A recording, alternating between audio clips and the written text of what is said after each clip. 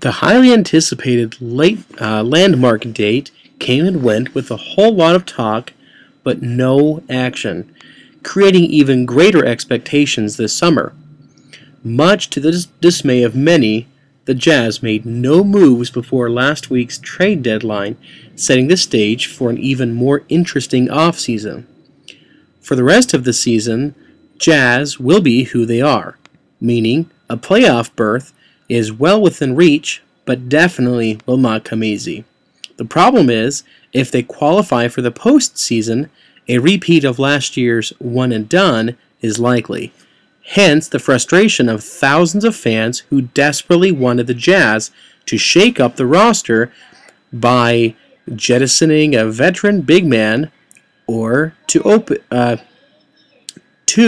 open more playing time for a big man or even two. But patience, my friends. By not making deals now, the Jazz only pushed back the inevitable.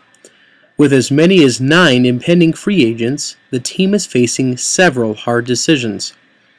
Our job is to improve our team, said Executive Vice President of Basketball Operations Kevin O'Connor. Knowing they need to open up playing time for the youthful Enes Kanter, Derek Favors, the Jazz have been active in trade talks for several months. Under the right circumstances, they were receptive to moving either Paul Millsap or Al Jefferson. In the end, the right offer never came their way. Credit the Jazz resisting any urge to make cosmetic changes. "We're not afraid of making a deal," said O'Connor, noting that only Millsap remains on the roster from 3 years ago. Debunking a theory, the current state of the Jazz. The record has consistently improved since their schedule turned more favorable. Did not factor into the decision to not make any moves. One line of thinking was management was hesitating to break up a good thing. But not true, O'Connor stated. The best time to trade somebody is when you're playing well, he says. The Jazz had better hope the second best time is the offseason. Simply stated, they've got to make some significant changes. As summer approaches, management has to make fundamental decisions on the future. Do they stay the course and re-sign Millsap and Jefferson, or do they commit to the youth movement? With Millsap and Jefferson as the core, the Jazz have a low ceiling. As Monday night's overtime loss to the Boston Celtics showed, the Jazz need at least one superstar to strongly compete in a superstar-driven league. As good as Millsap and Jefferson are, they can't be counted on to lead a team on a deep playoff run. They are better suited to be complementary players as opposed to the best players on the team. The preference here is to go young.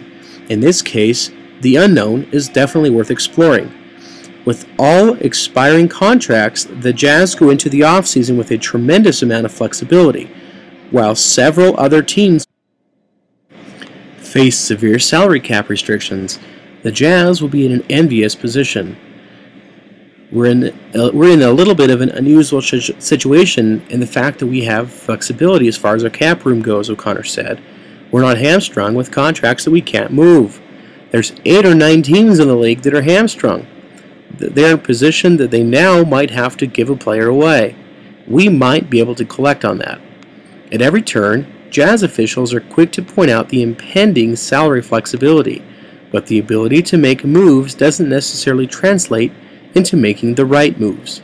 In some sense, it seems the Jazz have fallen in love with the money situation. Hopefully, they will be able to cash it in.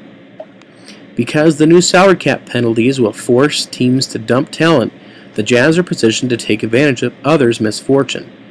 But a few spare parts won't be good enough. The team's flexibility needs to be exchanged for some big-time players.